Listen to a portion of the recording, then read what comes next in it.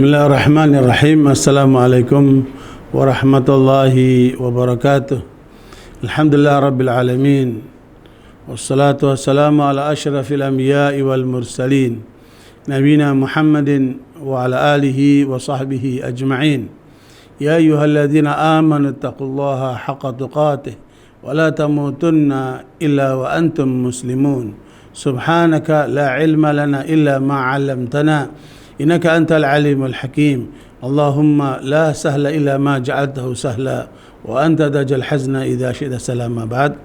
Para pemirsa dimanapun kita berada, alhamdulillah syukur kepada Allah, kita akan melanjutkan kajian kita pada penjelasan kitab Fathul Majid syarah kitab Tauhid.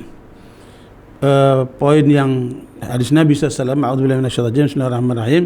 An Nabi Sa'id Al-Khudri an Rasulullah sallallahu alaihi wasallam qala Musa ya Rabb, alimni syai'an adhkuruka wa ad'uka bih.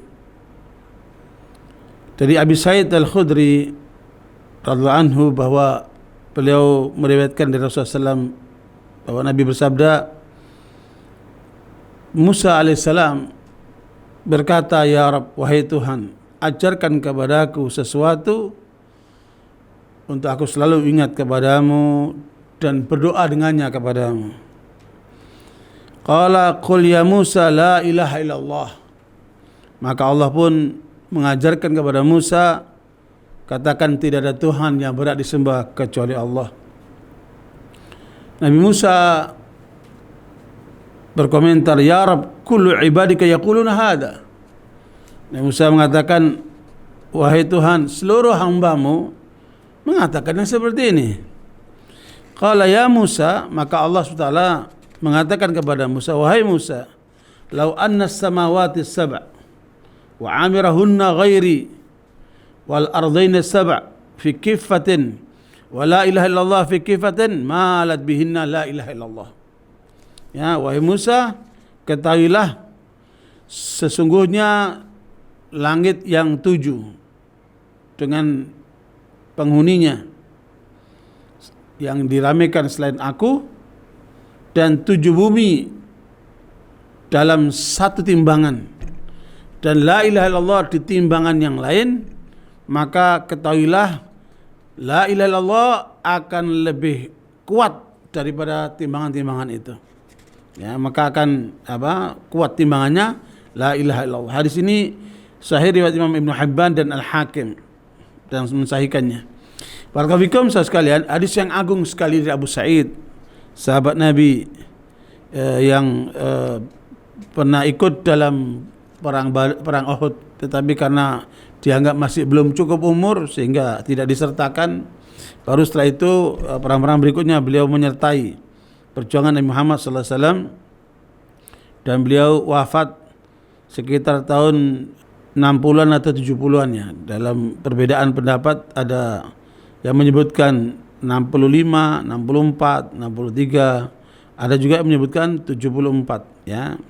Ala kulli hal, sahabat Nabi Abu Sa'id Al-Khudri ini seorang Ansari dari kalangan Khazraj, yang kemudian beliau menyampaikan riwayat dari Nabi SAW, riwayat yang sangat agung tentang permintaan Nabi Musa alaihissalam kepada Allah SWT.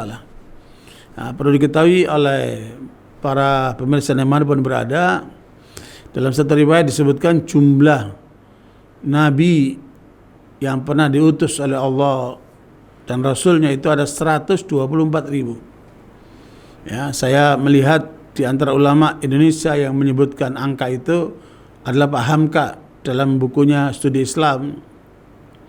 Dari 124.000 sahabat para nabi ini ada 313 rasul ya.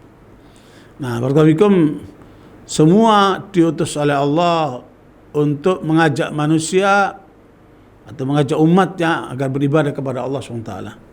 Ya, bagaimana hal itu diungkapkan di dalam surat An-Nahl ayat 36. Ya, walaqad ba'atsna fi kulli ummatin rasulan an i'budullaha wajtanibut taghut.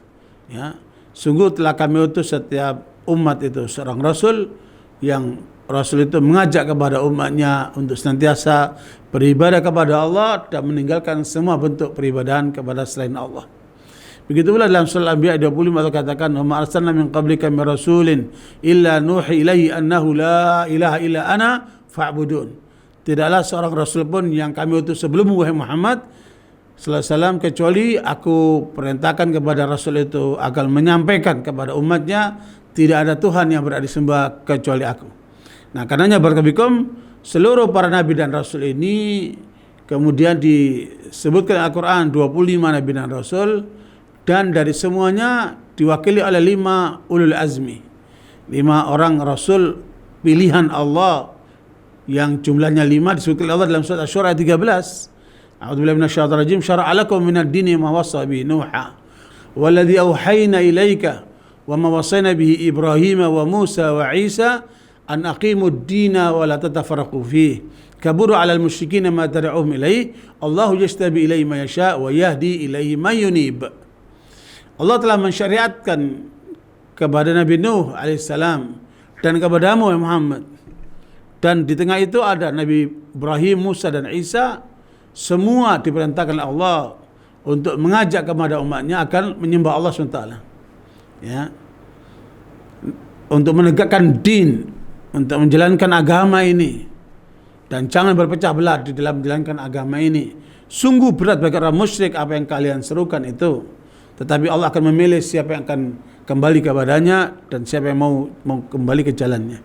Nah, karena itu barakallahu fikum sekalian, seruan para nabi dan rasul yang diwakili oleh 5 ulul azmi. Rasul pertama Nabi Nuh alaihissalam ditutup dengan Nabi Muhammad SAW sebagai penutup para nabi dan rasul. Di tengah itu ada Nabi Ibrahim, Musa dan Isa, dan 5 utusan Allah inilah yang kemudian menyuruhkan kepada manusia agar mereka menegakkan tauhid, menegakkan agama, dan jangan bercerai-berai di dalam menjalankan agama. Dan perhatikan, ya, tanda orang yang agamanya benar, dia selalu menyatu di dalam menegakkan agamanya, tidak berpecah belah. Apabila ada seorang atau sekelompok orang yang memisahkan diri dari kesatuan umat atau berpecah belah di tengah umat, maka itu tanda orang yang tidak betul. Karena Allah perintahkan kepada para nabi dan rasul ini supaya menegakkan agama, jangan berpecah belah. Nah, begitulah Nabi Musa alaihissalam sebagai seorang rasul yang kategori ulul azmi ini pernah meminta kepada Allah. Apa yang diminta? Ya Allah, ajarkan kepadaku ilmu yang kemudian aku mengingat dengan ilmu itu kepadamu dan berdoa kepadamu. Jadi memang Allah SWT membekali para nabi dan rasul itu dengan ilmu. Sebagaimana Nabi Musa minta ilmu ini kepada Allah. Ya, Nabi Muhammad pun dibekali ilmu oleh Allah. Sebagaimana dalam surat Al-Nisa ayat 113. Ya, apa namanya? Wa anzalna ilaikal kitaba wal hikmata wa 'allamaka ma lam takun ta'lam. Wa kana fadlullahi 'alaika 'azima. Dan kami telah turunkan kepadamu wahai Muhammad Al-Quran dan As-Sunnah dan mengajarkan kepadamu apa yang tadinya kamu tidak tahu. Sungguh karunia Allah kepadamu sangat besar. Jadi itulah ilmu yang diberikan oleh Allah kepada para nabi, ya, termasuk Nabi Musa alaihissalam minta diajarkan oleh Allah untuk sesuatu yang bisa menjadi pegangan. Maka Allah pun mengajarkan supaya Nabi Musa mengatakan la ilaha illallah. Tapi Nabi Musa menganggap masalah ini umum, semua tahu, sehingga beliau minta supaya ada kekhususan. Maka Allah menjelaskan tentang posisi pentingnya la ilaha illallah, ya, bahwa kemudian kalaupun langit dengan penduduknya selain Allah, kemudian bumi dengan penduduknya selain Allah, ya, semua itu ditaruh di satu timbangan, dan la ilallah ditaruh timbangan yang lainnya, maka timbangan la ilallah ini akan lebih kuat, ya. Nah, karena ini barakallahu di sinilah pentingnya memahami makna la ilaha illallah. Makanya afdalu dzikri la ilaha illallah. Ya, sebaik zikir itu adalah la ilaha illallah. Makanya jangan anggap sepele itu la ilaha illallah. Karena itu adalah jalan menuju Allah. Fa'lam annahu la ilaha illallah. Maka berilmulah tidak ada Tuhan yang berhak disembah kecuali Allah, dan dalamilah dalam bagian ini sehingga kita menjadi orang ikhlas, tidak terkena penyakit syirik, dan kemudian kita jujur, tidak lagi terkena penyakit kemunafikan. Ya, karena kekafiran itu disebabkan karena mereka tidak mengenal Allah, ingkar kepada Allah, bahkan menyekutukan Allah, Sementara kemunafikan itu sebabnya karena ketidakjujuran, sehingga kemudian mereka mengaku muslim tapi sebenarnya di dalam hatinya mereka anti Islam karena mereka tidak mengenal Allah Subhanahu wa taala. Nah, karena itu barakallahu penguatan kita terhadap la ilaha illallah harus terus menerus kita kuatkan sehingga kemudian kita memahami la ilaha illallah secara utuh. Ya, sebagaimana dalam keyakinan ahli sunnah wal jamaah, sebagaimana dikatakan oleh Hasan al-Basri, laisal imanu bitamanni wala bitahalli walakin ma waqara fil qalb wa nataqa bil lisan wa saddaqa al amal.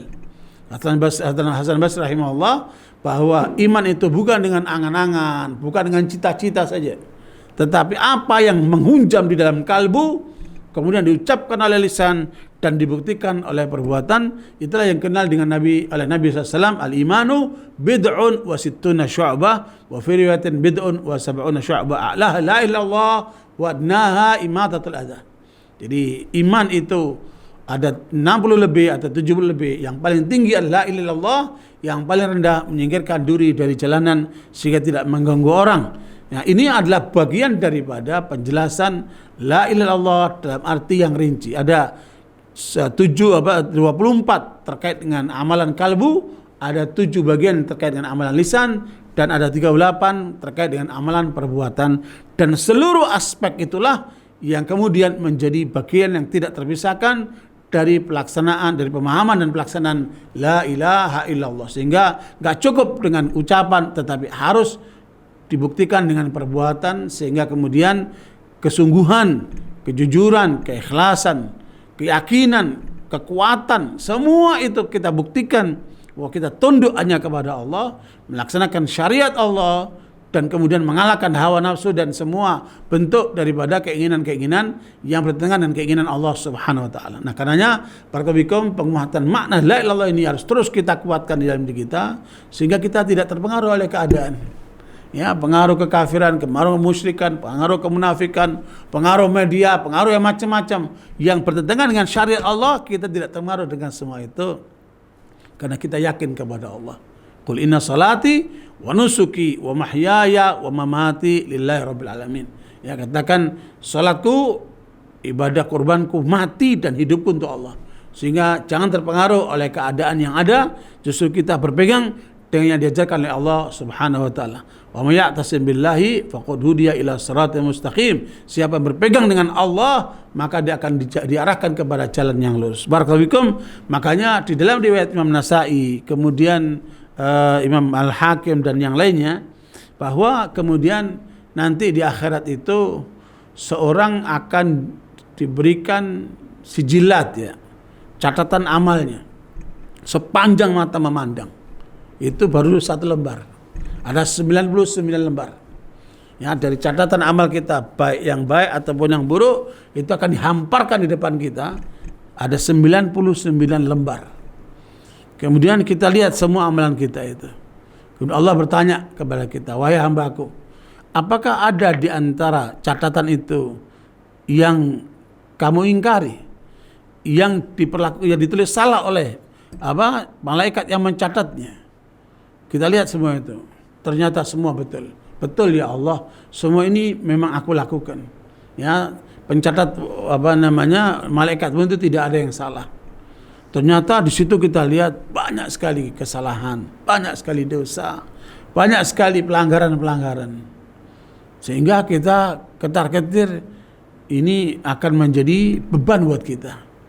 Ya, berarti kalau kemudian dosa-dosa melebihi kebaikan, maka akan menghantarkan orang itu kepada api neraka, kepada hukuman Allah SWT.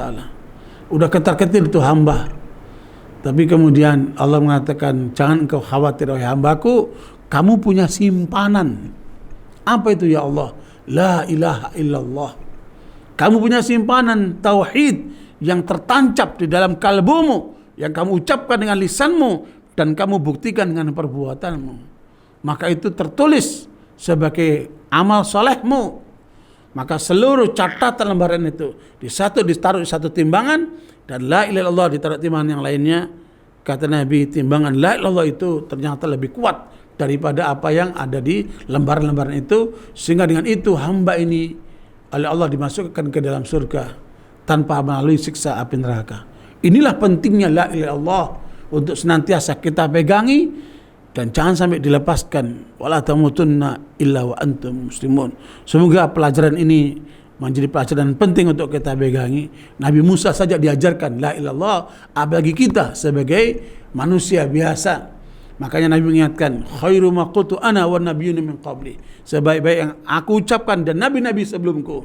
La ilallah wahdahu la syarikalah, lahul mulku walal hamdu wa ala kulli syai'in qadir. Menyatakan tidak ada Tuhan yang berhak disembah kecuali Allah dan tidak ada sekutu bagi Allah Taala karena Dia adalah maha segala-galanya, maha mampu maha segala-galanya. Karena itu barakallahu, inilah yang penting untuk kita pegangi di dalam proses kita untuk menguatkan diri di atas la ilallah sampai kita berjumpa dengan Allah, mampu mengucapkan la ilaha illallah. Barakallahu fikum. Wassalamu Muhammad walhamdulillah amin. Wassalamualaikum warahmatullahi wabarakatuh.